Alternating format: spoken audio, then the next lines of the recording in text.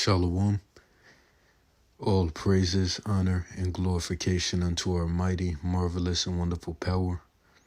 Call Halaim La Alahayan Awa Yahweh Bahashim, Yahweh Shai Bahashim, Rakak Wadash. Double honors unto the elders and apostles of great millstone, whom rule well, and who are great examples to our younger brethren, and also whom I have learned this truth from, through the spirit and power of Yahweh Bahashim Yahweh Shai. This is your brother Allah coming to you with another lesson. And Salakiya salutations as well as health and wellness unto you since your Akim and few since your Akwat. Right, this is your brother Allah coming to you with another lesson. And the title of this lesson is We Must Stay the Course. So Lord willing, the elect of Yahweh Bahashim Yahweh Shai be edified. And let's get right into it.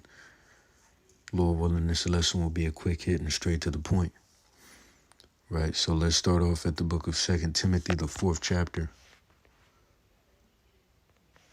Matter of fact, I'm going to start at Matthew 7 and 13.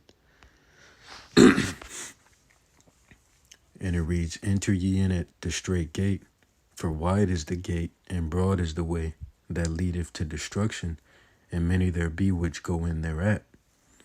Because strait is the gate, and narrow is the way which leadeth unto life, and few there be that find it. You see, and ultimately those who are ordained to find it are the elect. That's why you hear brethren say, Lord willing, we be of the elect. Because that's who it's all about, Right, verse 14 again, because straight is the gate and narrow is the way which leadeth unto life, and few there be that find it. You see, and that's the course that we ought to stay on, Right. We can get 2nd Esdras, the 7th chapter as well. Right. Because that land backs off of that. So, 2nd Esdras chapter 7, and I'll start up top. And it reads, And when I had made an end of speaking these words, there was sent unto me the angel which had been sent unto me the nights before. And he said unto me, Up, Esdras, and hear the words that I am come to tell thee. And I said, Speak on, my power. Then said he unto me, The sea is set in a wide place, that it might be deep and great. But put the case the entrance were narrow and like a river. Who then could go into the sea to look upon it and to rule it? If he went not through the narrow, how could he come into the broad? There is also another thing. A city is builded and set upon a broad field, and is full of all good things. Right, and that's talking about the kingdom of heaven, which is soon to come. Right, which will be established here upon earth. Verse 7, The entrance thereof is narrow, and is set in a dangerous place to fall, like as if there were a fire on the right hand, and on the left a deep water. And one only path between them both, even between the fire and the water, so small that there could but one man go there at once. If this city now were given unto a man for an inheritance, if he never shall pass the danger set before it, how shall he receive this inheritance? Verse 10, And I said, It is so, Lord. Then said he unto me, Even so also is Israel's portion, because for their sakes I made the world. And when Adam transgressed my statutes, then was decreed that now is done. Then were the entrances of this world made narrow, full of sorrow and travail. They are but few and evil, full of perils and very painful. Right, and we're on the route leading to the entrance of that, And the point of this lesson is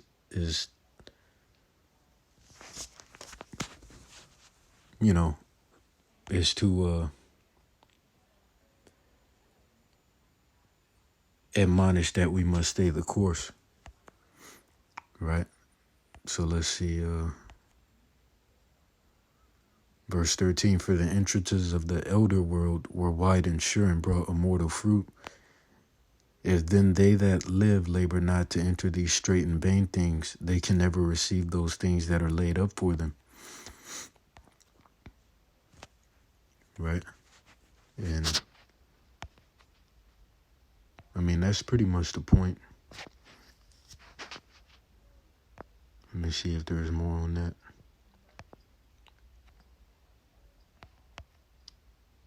Yeah, that's pretty much the point.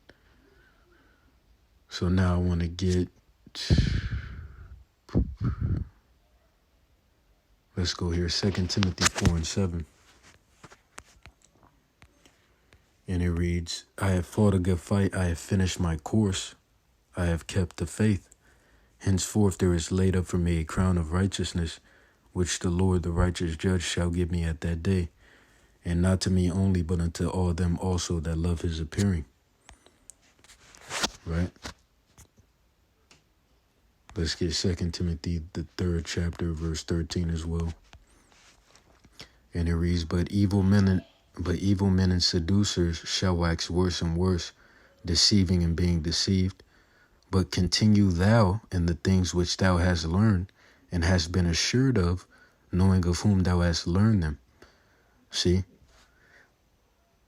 So we have to continue and keep putting one foot in front of the other, despite the circumstances and the distractions and, our hell.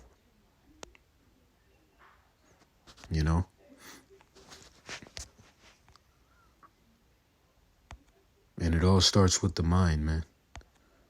It all starts with the mind, what you feed your spirit day to day. Right? The scriptures tell you, for where your treasure is, there will your heart be also. The heart talking about the mind. You see? And you're going to be occupied in the things that you treasure, You see, so. But continuing on.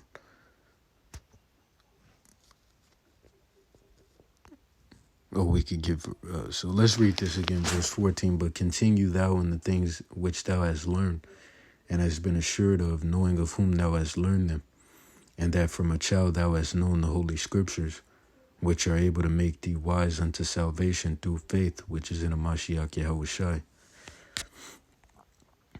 Right, I'm going to get Luke, the 8th chapter as well.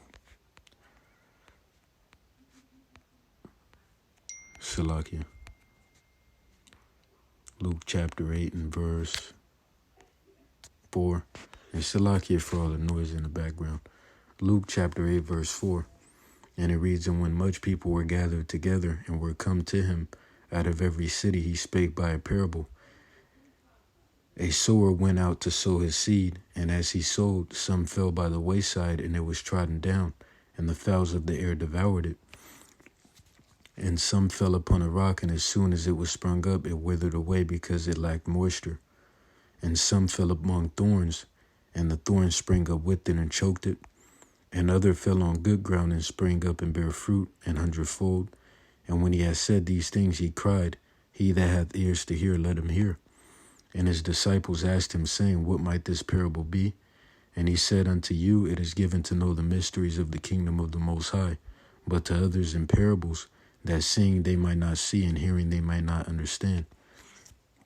And that's a scary thing within itself. And you see the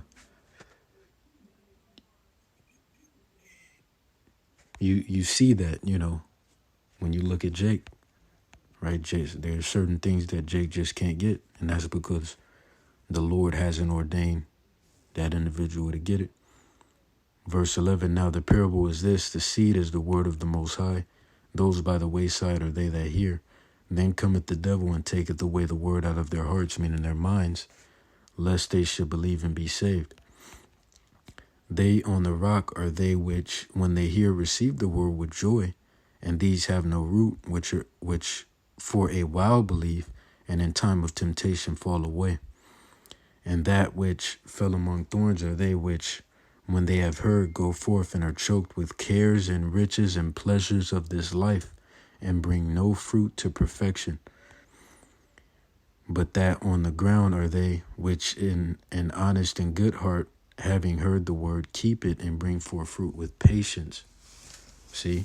And we want to be the latter. We want to be the latter, man. You see? We can jump down to verse 30. Salakia, wait a minute. Okay, Luke 21 and 34. And it reads, and take heed to yourselves, lest at any time your hearts, meaning referring to your minds, be overcharged with surfeiting and drunkenness and cares of this life, and so that day come upon you unawares. For as a snare shall it come upon all them that dwell upon the face of the whole earth. And let's get the definition of that word, surfeiting. Definition. Cause someone to desire no more of something as a result of having consumed or done it to excess. Consume too much of something, right? You know, and in regards to using the world and not abusing it, you can, you know, partake in things of the world too much as well. So that's something that needs to be watched, managed, and limited, you know, right? Verse 36, watch ye therefore and pray always, that ye may be accounted worthy to escape all these things that shall come to pass and to stand before the Son of Man. Right? Let me get Romans 8 and 5. And it reads, for they that are after the flesh do mind the things of the flesh, but they that are after the Spirit, the things of the Spirit. You know, and, you know, as I like to say, the mind is the core of a man, and your actions are a representation of your core, right? So, you know, your actions show what your mind is focused upon, right? If your mind is after the things of the flesh, your actions show it. If your mind is after the things of the Spirit, your actions show it, you know? So, you know, all going back to examining yourself and making sure you're in proper, you know, in a proper position, for lack of a better term, right? Or more so to make sure you're operating properly, right? Verse 6, for to be carnally minded is death, but to be spiritually minded is life and peace. Because the carnal mind is enmity against the Most High, for it is not subject to the law of the Most High, neither indeed can be. So then they that are in the flesh cannot please the Most High. But ye are not in the flesh, but in the Spirit, if so be that the Spirit of the Most High dwell in you. Now if any man have not the Spirit of the anointed, he is none of his. And if the anointed be in you, the body is dead because of sin, but the Spirit is life because of righteousness. But if the Spirit of him that raised up Yahushua from the dead dwell in you, he that raised up the anointed from the dead shall also quicken your mortal bodies by his Spirit that dwelleth in you. Right, so, you know, that's pretty much the point. Let me see, we got Romans 8 and 5. Yeah, the point is pretty much established. So I'm going to close out with that. So, you know, Lord willing, you were edified. Once again and forever, all praises, honor, and glorification unto our power. Call Halaim La Allahayan Awa Yahweh, Ba'ashem Yahushai, Ba'ashem Rakakwadash. Salutations as well as health and wellness unto you, since your Akim and few since your Akwath. See you in the next lesson, Lord willing, and on to the next one. Shalom wa barakatam, lawalam yam.